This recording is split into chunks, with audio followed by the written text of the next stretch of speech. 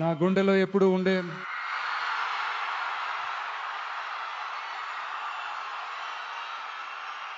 కరూర్ సొంత మనుషులందరికీ నా హృదయపూర్వక నమస్కారాలు.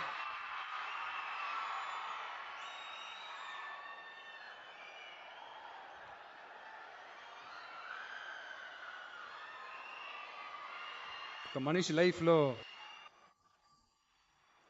ఎంతటి ఉన్నతమైన స్థాయికి ఎదిగినా కూడా మనసు లోపల కొన్ని బాధలు, గాయాలు అనేవి అస్సలు మర్చిపోలేం కదా. అందరి లైఫ్లోనూ అంతే, నా విషయంలోనూ అంతే. ఎన్నో బాధలు, గాయాలు, వాటన్నింటినీ దాటుకుని ముందుకు వచ్చాం. కానీ వాటన్నింటికంటే చాలా ఎక్కువ బాధను, గాయాన్ని మిగిల్చింది మాత్రం ఆ కరూర్ సంఘటనే.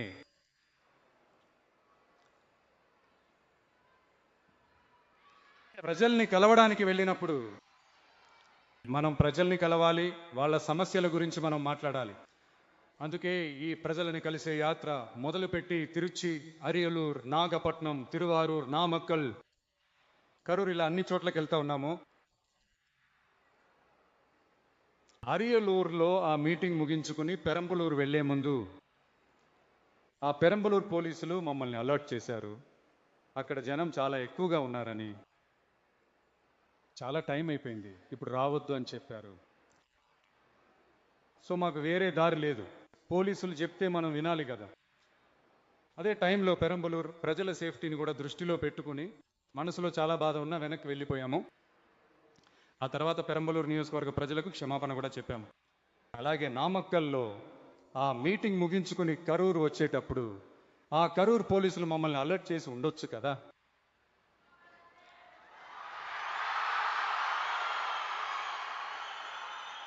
లేదు సార్, ఇక్కడ ఊహించిన దానికంటే జనం చాలా ఎక్కువగా ఉన్నారు, కంట్రోల్ చేయడం కష్టం అవుతోంది, మీరు రావద్దు. ఏదైనా తప్పు జరుగుతోందని పోలీసులకు అనిపిస్తే చాలు, వాళ్ళు ఆ మీటింగ్ రద్దు చేయగలరు. మీటింగ్ని క్యాన్సిల్ చేసే పూర్తి హక్కులు వాళ్ళకు ఉంటాయి, మమ్మల్ని అడగాల్సిన అవసరమే లేదు. కానీ అవేమీ చేయకుండా హైవే నుండి ఆ స్పాట్ వరకు పోలీసులే మమ్మల్ని లోపలికి తీసుకొచ్చిన ఆ డ్రామా ఉంది చూడండి.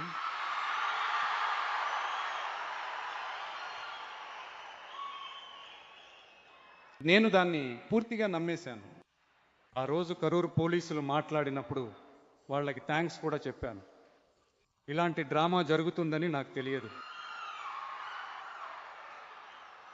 వీటన్నింటికి అసలు ఎవరు కారణం?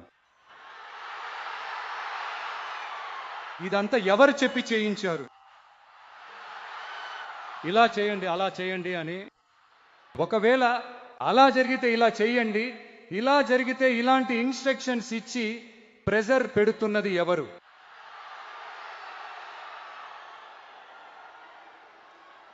ఆ సంఘటనలో మనం ఎవరెవరిని కోల్పోయామో మీకు తెలుసా? టీవీలో నా ఫోటో కానీ పాట కానీ వస్తే అమ్మ విజయ్ మామ అని పిలిచేవాళ్ళు. వాళ్ళ అమ్మతో నవ్వుతూ చెబుతూ ఆ టీవీ స్క్రీన్ను పట్టుకుని ముద్దు పెట్టుకున్నాడు. అయ్యా, మా అక్క చెల్లెళ్ళ బంగారు తండ్రులను కోల్పోయాము. మాటలు కూడా సరిగ్గా రాని వయసులో ఒక పేపర్ మ్యాగజైన్లో నా ఫోటో చూస్తే ఆ అమాయకపు నవ్వుతో నవ్వుతూ ఆ దేవుడి లాంటి పసిపిల్లల్ని కోల్పోయామయ్యా. నా అక్క, చెల్లెలు, అన్న, తమ్ముడు ఇలా నా కుటుంబ సభ్యుల్ని కోల్పోయి ఆ బాధలో ఉన్న నన్ను మీరు హేళనగా మాట్లాడుతున్నారా? నా మీద నిందలు వేస్తున్నారా? ఇలాంటి ఒక సంఘటన జరిగిపోయింది. ఇదంతా ఎందుకు జరిగిందో అని బాధపడుతూ ఇంట్లో కూర్చుంటే పారిపోయి దాక్కున్నాడు అని అంటారా? నోరు ఉంది కదా అని ఏది పడితే అది మాట్లాడతారా?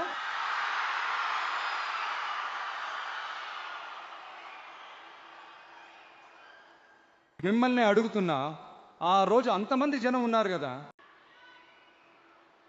అదేవిధంగా ఈ ఎల్ఎన్టీ సంస్థతో 18,600 కోట్లతో 3 ప్రాజెక్టుల కోసం ఆ ఒప్పందం పైన సంతకం చేశాము. దీనివల్ల దాదాపు 8,200 మందికి ఉద్యోగ అవకాశాలు వస్తాయి. నేను చెప్తున్నది ఆ 3 జిల్లాల వాళ్ళకే ఇన్ని ఉద్యోగాలు వస్తాయని. కురువై సాగు కోసం 134 కోట్లతో ఆ ప్రత్యేక ప్యాకేజీ పథకాన్ని ప్రకటించాము. మన రైతు సోదరులారా, మీకు నేను ఇప్పుడే చెప్తున్నాను, ఈ ప్రభుత్వం ఎప్పుడూ మీకు తోడుగానే ఉంటుంది. మహిళల రక్షణ కోసం సింగపెన్ స్పెషల్ ఫోర్స్ గురించి మీకు ముందే బాగా తెలుసు. రాబోయే అరిజ్ఞర్ అన్నగారి పుట్టినరోజున మీ అన్న ప్రభుత్వంలో మేనమామ బంగారు ఉంగరం పథకం ప్రకటిస్తాము. ఇవన్నీ అడిగారు కదా, హామీలు ఇచ్చారు, ఏమైంది అని. ఈ దుష్ట శక్తుల్లాగా వీళ్ళు నిజమైన మేనమామలు కాదు, నిజమైన మేనమామ. అవును, మీరు చెప్పినట్లు ఇది నిజ సమయంలో జరుగుతున్నది.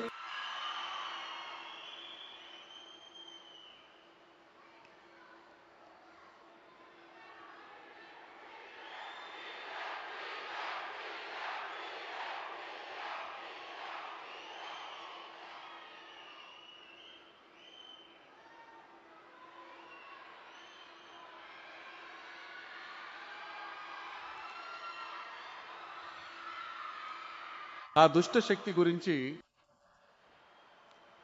వాళ్ళ పరిపాలన పైన మేము వైట్ పేపర్ రిలీజ్ చేశాం కదా, దాన్ని సంక్షిప్తంగా చెప్పాలంటే, ఒక చిల్లు పడ్డ పాత్రలో నీళ్లు పోస్తూనే ఉన్నారు. పాత్ర ఖాళీగానే ఉంది, కానీ పోసిన నీళ్ళన్నీ ఎక్కడికి వెళ్ళాయో తెలియదు. ఆ దేవుడికే తెలియాలి. అలాగే ఇప్పుడు మేము చెప్పిందంతా కేవలం ఒక శాంపిల్ మాత్రమే. రాబోయే రోజుల్లో మీ ప్రభుత్వం యొక్క ఆ విశ్వరూపాన్ని మీరు చూస్తారు. ఇక నోరు విప్పండి సీఎం గారు. వావ్, మీరు మీ సీఎం గుండెల్లో పొడిచి వచ్చారు. అది నిజంగా అద్భుతం. మాట్లాడండి అంటారు, మాట్లాడితే లేచి వెళ్ళిపోతారు. ఇకపై మాట్లాడటం మొదలు పెట్టే ముందు ఏం చేయాలంటే, నా ఫ్రెండ్ ఒక ఆయన చెప్పాడు, గౌరవనీయులైన సభాపతి గారు అన్ని డోర్లు లాక్ చేయండి అని చెప్పి, అప్పుడు మాట్లాడాలనిపిస్తుంది.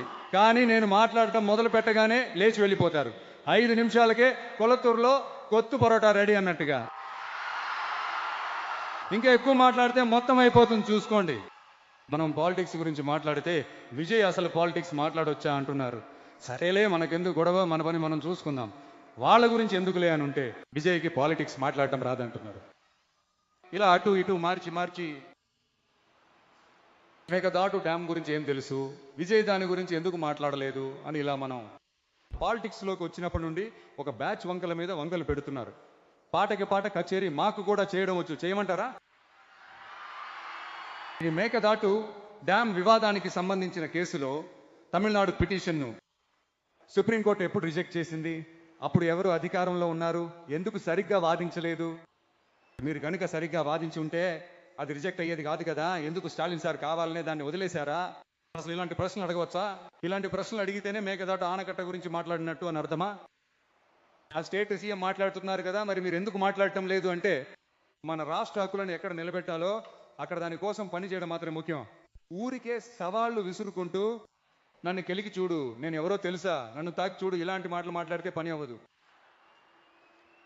ఊరికే మాట్లాడి సమస్యను పెంచి ఎవరి మీద ఒకరి మీద నిందలు వేసి ఆ తర్వాత ప్రజలను గాలికి వదిలేసి ఇలాగే ఒక రాజకీయం చేయాలి అంటే ఆ రాజకీయం మనకు అస్సలు అవసరం లేదు. అది మనం చేయబోము కూడా. Talk less work more mode, అంతే. అదే మన పాలసీ. అందుకే కదా అసెంబ్లీలో ప్రభుత్వ తీర్మానం అని చెప్పి ఒకటి ప్రవేశపెట్టాము. దాన్ని ఎలా ముందుకు తీసుకువెళ్లాలో అలా సరిగ్గా తీసుకువెళ్తాము. సెంట్రల్ గవర్నమెంట్ నుండి డీలిమిటేషన్ను మళ్ళీ తీసుకురాబోతున్నారని ఒక మాట వినిపిస్తోంది. ఎవరు ఏ డీలిమిటేషన్ తీసుకొచ్చినా తమిళనాడు దానికి అస్సలు ఒప్పుకోదు. మన స్థానాన్ని ఎవరూ లాక్కోలేరు. అలా లాక్కోవడానికి మనం అస్సలు ఒప్పుకోము. మనం ఇలా ఉన్నప్పుడు ఈ దుష్ట శక్తిని ఎంకే ఎక్కడికి వెళ్ళి నిలబడుతోంది, ఎవరి తలుపులు తడుతోంది, అది మీకే బాగా తెలుసు ప్రజలారా. ఈ దుష్ట శక్తి, ఈ పనికిరాని శక్తి వేరు కాదు. వీళ్ళంతా ఒకటే దొంగల ముఠ. మా మధ్య ఎలాంటి సంబంధం, బంధుత్వం లేదని వాళ్ళు చెప్పగలరా? నిరూపించగలరా? రాబోయే ఈ ఉప ఎన్నికల్లో అది నిరూపించి చూపించండి. ఆ తర్వాతే దాని గురించి మాట్లాడండి. ప్రజలారా, కరూర్ నా మనసులో ఎప్పటికీ నిలిచి ఉంటుంది. మనకు జరిగిన ఆ బాధాకరమైన సంఘటనను, మనకు వ్యతిరేకంగా జరిగిన ఆ కుట్రను, ఆ తంత్రాన్ని రాబోయే తరాలకు కూడా వాళ్ళకి ఖచ్చితంగా తెలియజేయాలి కదా. అందుకే ఇకపై ఇలాంటి రాజకీయ కుట్రల గురించి ఎవరూ అసలు ఆలోచించకూడదనే ఉద్దేశంతోనే కరూరులో మన టీవీకే పార్టీ తరపున ఒక స్మారక చిహ్నాన్ని ఏర్పాటు చేస్తామని ఇక్కడ ప్రకటిస్తున్నాం.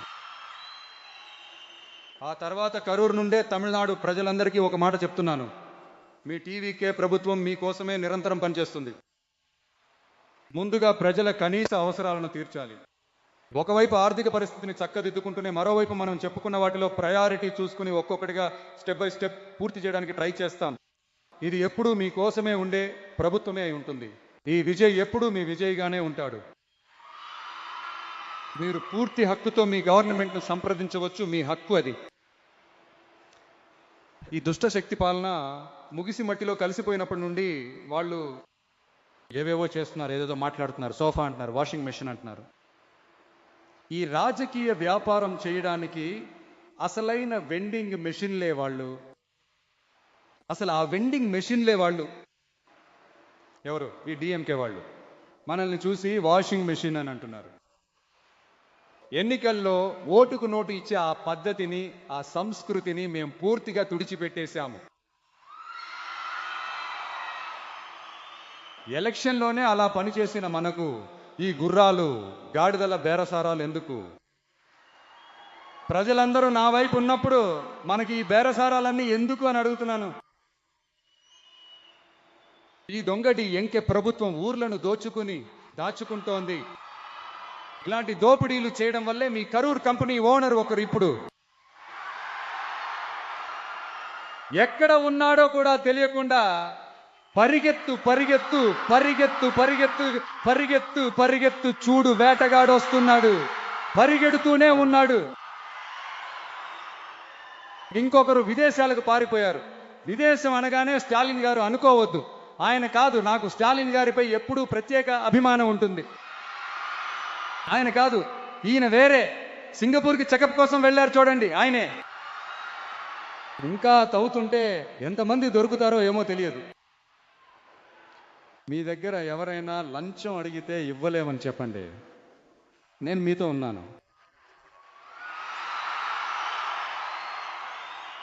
అలాగే ఎవరైనా ఫోర్స్ చేస్తే ఇది మా కొడుకు, మా బిడ్డ, మా అన్న, మా తమ్ముడు, మా విజయ్ పాలన అని చాలా బలంగా చెప్పండి. ప్రజలారా, మీరు తోడినప్పుడు లంచం అవినీతి కాదు. అధికారాన్ని అడ్డం పెట్టుకుని ఆటలాడే ఎవరైనా సరే అణిగిపోతారు. ఒకనొకప్పుడు డ్యూటీ, డిగ్నిటీ, డిసిప్లిన్ వంటి సిద్ధాంతాలతో ఉన్న పార్టీలన్నీ ఈరోజు అసలు ఎలా ఉన్నాయో మీకే బాగా తెలుసు. అంటే ఈ టీవీకే పార్టీ అధ్యక్షుడిని వ్యతిరేకించడంలో ఒక న్యాయం అయితే ఖచ్చితంగా ఉంది. ఎందుకంటే ఆయన మీ పొట్ట కొట్టాడు కాబట్టి. ఈ అవినీతి, లంచగొండితనం అస్సలు చేయనని చెప్పి మీ రాజకీయాన్ని రోడ్డు మీదకి తెచ్చాడు. ప్రజలు కూడా ఇప్పుడు అతన్నే నమ్ముతున్నారు. సో ఈ విజయ్ని వ్యతిరేకించడంలో ఒక రాజకీయ న్యాయం ఉంది, అది అర్థం చేసుకోవచ్చు. కానీ ఈరోజు విజయ్ని చూస్తుంటే ప్రజలు తమ ఓటు హక్కును వినియోగించుకుని స్పష్టమైన తీర్పు ఇచ్చి వారి తరపున పనిచేయడానికి అతన్ని ముఖ్యమంత్రి పీఠంపై కూర్చోబెట్టారు. ఏదో ఇప్పటికి మీరే అధికారంలో ఉన్నట్టు విజయ్ కరూర్ లాంటి చోట్లకి వెళ్ళకూడదు, విజయ్ అక్కడికి వెళ్ళకూడదు, అది చేయకూడదు, ఇది చేయకూడదని మీరు అనడం నాకేం అర్థం కావట్లేదు. మీరు అధికారంలో ఉన్నప్పుడు స్టాలిన్ గారు పెట్టిన ఎన్నో నిబంధనలు, ప్రొసీజర్లు ఉన్నాయి. ఇప్పుడు కూడా అదే పునరావృతం అయితే ఏం న్యాయం సార్? కాదు. నేను తెలియక అడుగుతున్నాను, ఇంకా కలల్లోనే ఉన్నారా? ముందు నిద్ర లేచి రియాలిటీలోకి రండి. మీ పాలన పోయి టీవీకే పాలన వచ్చి చాలా రోజులైంది. సరిగ్గా చదువుకో అంటూ సుప్రీం కోర్టు నెత్తిన గట్టిగా మొట్టికాయలు వేసి మరీ చెప్పినా కూడా, సుత్తితో కొట్టినట్టు చెప్పినా డిఎంకే మేల్కోకపోతే అది కష్టమే అనిపిస్తుంది. రాజకీయాల్లో గెలుపోవటములు అనేవి చాలా సహజం సార్. దానికోసం ఇలా పదవి పిచ్చితో కొట్టుకోవాల్సిన అవసరం అస్సలు లేదు. మంచిగానే చెప్తున్నాను, న్యాయమైన రాజకీయం చేయండి. ఓ, అది మీకు తెలియదు కదా.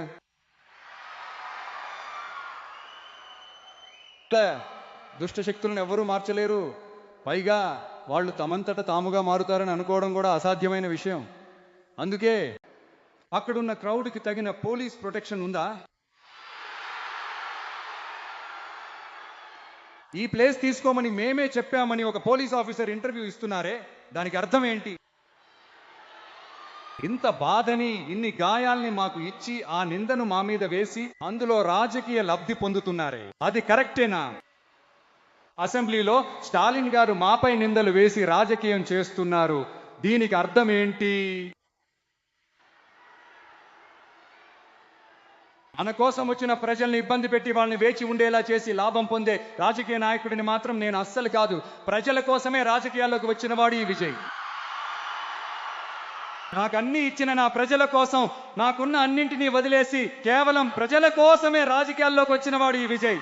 వాళ్ళకి నా కృతజ్ఞతను తీర్చుకోవడానికే రాజకీయాల్లోకి వచ్చిన వాడు ఈ విజయ్. మీకు ఈ విజయ్ గురించి ఇప్పటికే బాగా తెలుసు కదా.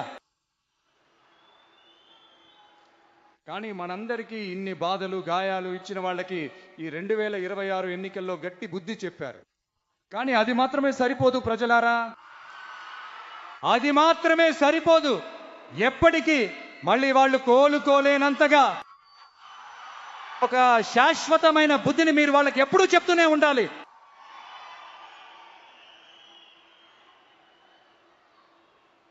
ఇలాంటివన్నీ చేస్తే నా ప్రజల్ని వదిలేసి పారిపోతానని అనుకుంటున్నారా?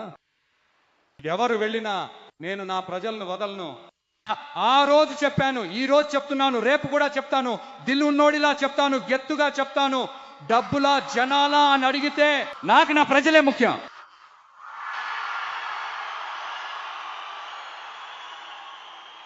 ప్రజలారా, మీకన్నా ఈ డబ్బే నాకు ముఖ్యమా? మన మీద ఇన్ని నిందలు వేస్తున్నారే, ఇప్పుడు నేను చెప్పినట్టు వాళ్ళు ఓపెన్ గా చెప్పగలరా? ఆ దమ్ము ఉందా? ఆ ధైర్యం ఉందా? అస్సలు లేదు.